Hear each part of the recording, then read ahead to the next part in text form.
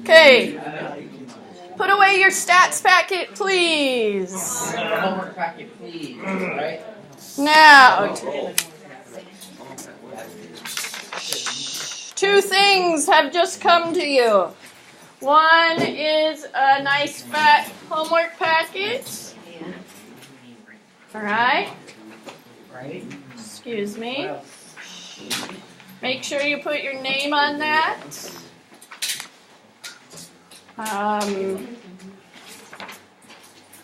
Anything in here that is in chapter 10 you already know how to do. There's a couple things near the back from chapter 12. That's the chapter we're moving into right now. The first thing on the front of this homework packet we're going to talk about today. If you did not do so already, last week's homework packet should have gotten turned in yesterday. I see quite a few in there, but if you still have it, bring it on up.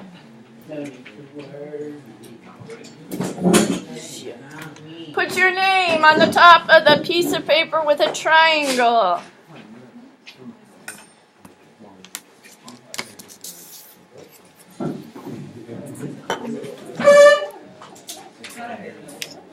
Andy, can you read first where it says exploring right triangles?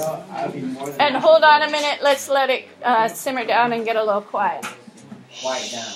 Quiet, please. Can I go ahead? Yeah. Alright. A right triangle is defined as a triangle with one angle equaling 90 degrees. The sides emanating. On the right angle are referred to as the leg. The side opposite to the right angle is named the hypotenuse. The legs of the leg generally labeled as A and B.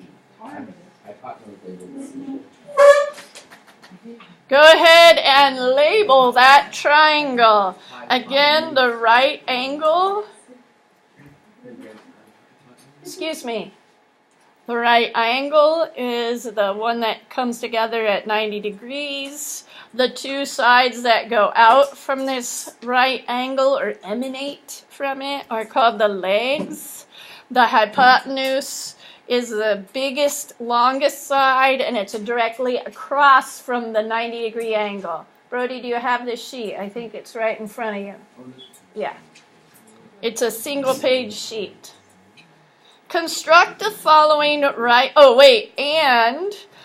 when they're labeled, the legs are labeled A, B, the hypotenuse is labeled C. It doesn't matter which leg is A and which leg is B. Okay, but the two legs are called A and B. The hypotenuse is called C. Construct the following right triangle with legs measuring 3 centimeters and 4 centimeters. So, with your ruler, 3 centimeters.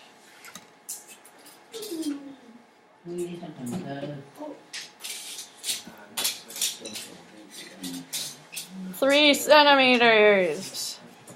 Then 4 centimeters. And I need to make it line up perfect 90 degrees as best as I can. 4 centimeters is the other leg. I'm going to label them 3 centimeters, 4 centimeters, so I remember which one is which.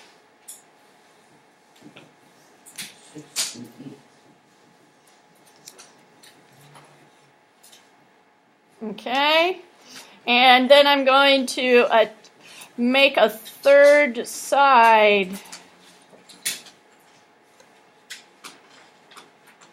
Right there. This is triangle A, they told us. Triangle A. I think I'm going to put a big A in there so I remember it. Okay, yeah, I think I'm going to have to put the 8 long ways this way.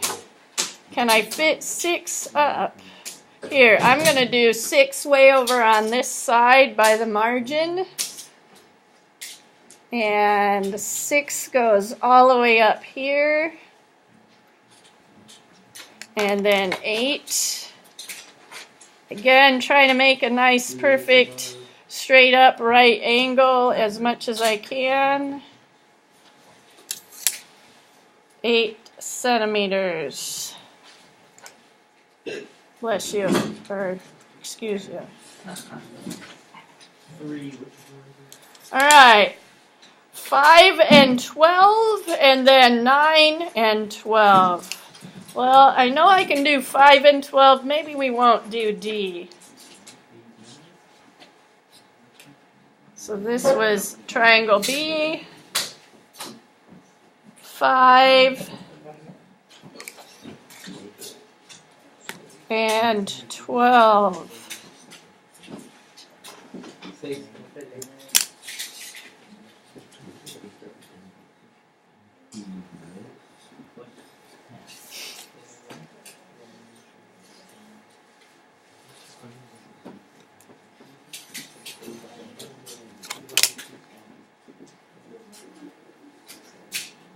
Do you have 3 triangles? Yes, we do. But I can't see what those say though. Well, it said 5 and 12, 3 and 4, 6 and 8. Oh, no, I see. So label them for yourself too.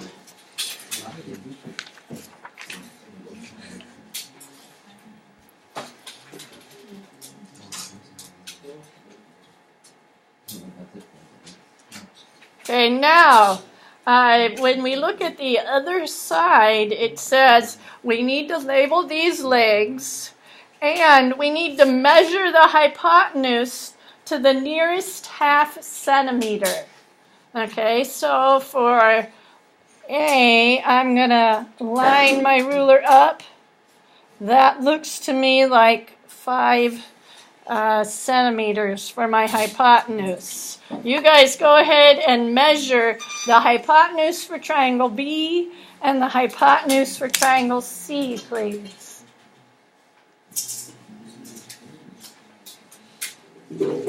Hypotenuse. That's a new for you.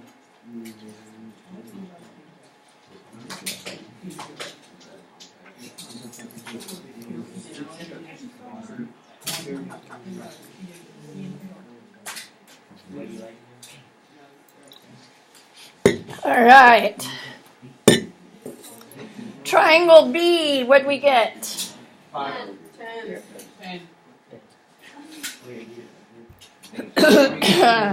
Triangle C, what'd we get? I'm hearing some people say 12.5. I'm hearing some people say 13. 13. Let me see what I get. I got 13. I've got 13. So I'm going to go with 13 centimeters. Now we're going to flip it over. For triangle A, we had one side that was 3, one side that was 4, and then we measured the hypotenuse that was 5. For triangle B, we had one side that was 6, one side that was 8, and the last was 10. For triangle C, we had a 5, a 12, and about 13. We need to square everything. You have calculators out there. Square of this A is 9. Please don't. So,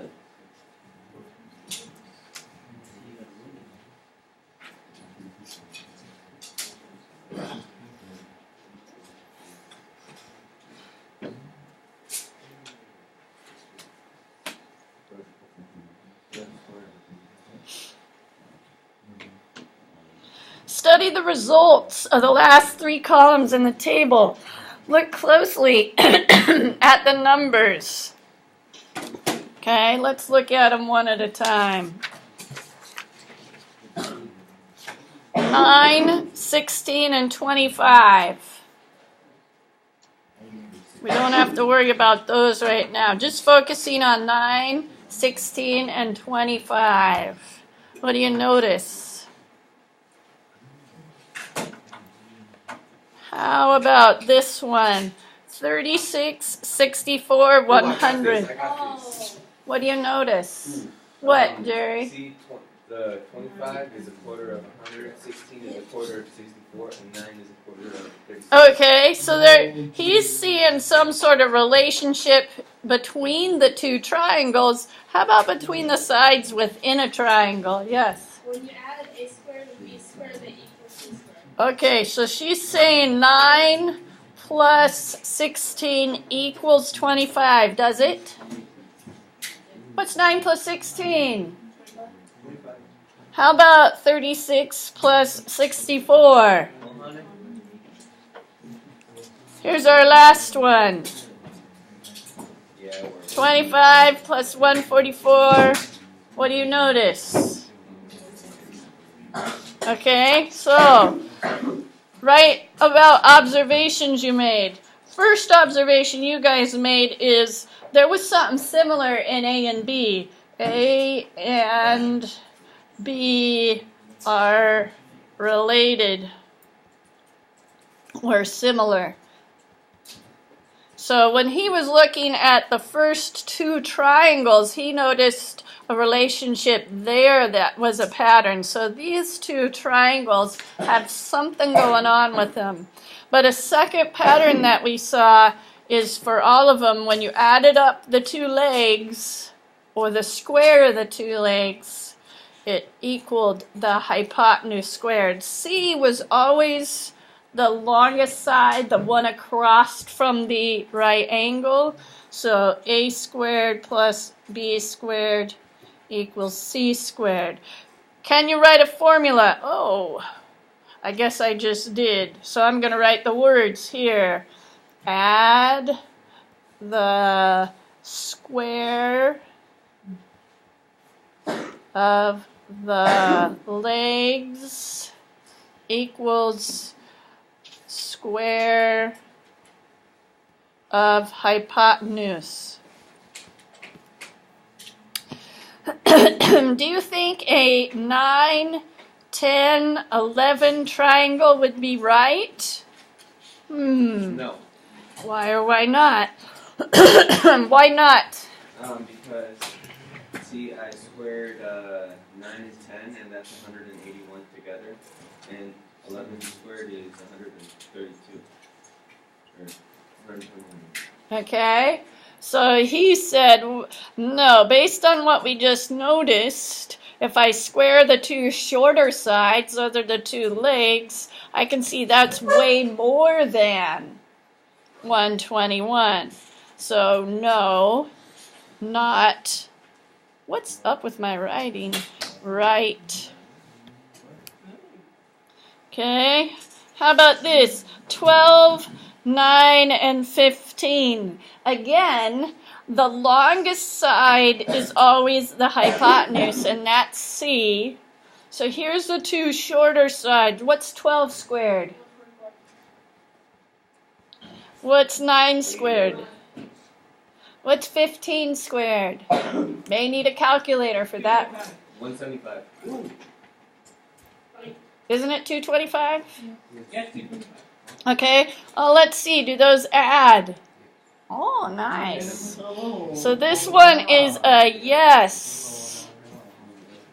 Is hypotenuse always going to be longer than the sums of the sides? Yes. Is hypotenuse always going to be longer than the sums of the sides? No.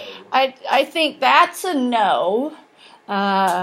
When they put in the sums, that means from the two added together. For example, up here, here's the two sides, 3 and 4. What happens when you add those up? 7. So that's longer than 5. 6 and 8, what happens when you add those up? 6 plus 8 is, and that's longer than 10. So hypotenuse is not longer than when you add up the sides. Hypotenuse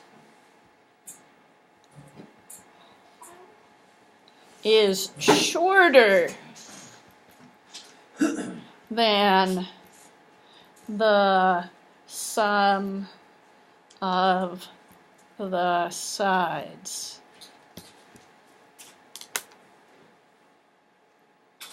Okay, in your homework packet, there's some Pythagorean stuff. I am going to come around right now and check off that you finished this assignment. You can start on your homework packet. We have 8 minutes left. The first page is right triangle stuff. Guess what's over here? Explanation. You got a lot of room to show your work. Do we have to fill in the lines with like words? You don't have to fill the lines, but if you have a 1 number answer, that won't be right. For example, find the length of the third side of each triangle. What are we going to do? Well, I think they want us to do it without the ruler. Maybe you want to verify with the ruler, but what did we just learn to do with these? 11 squared plus 60 squared equals c squared. Here's c. We already know this is 121. Somebody square 60 for us. 3,600 equals c squared.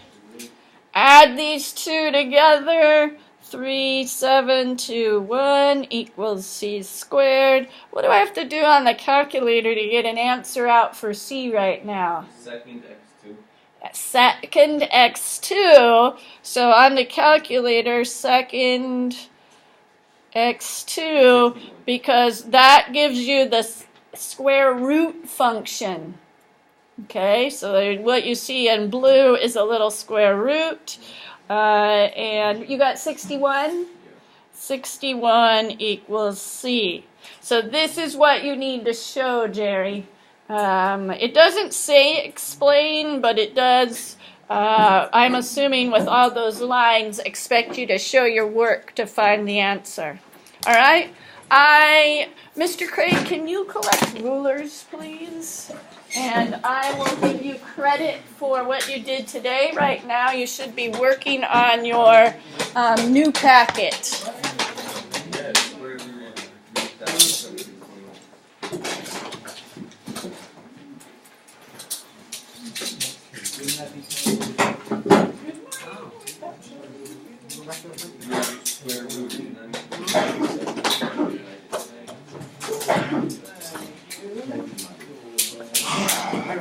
Would you like the paper?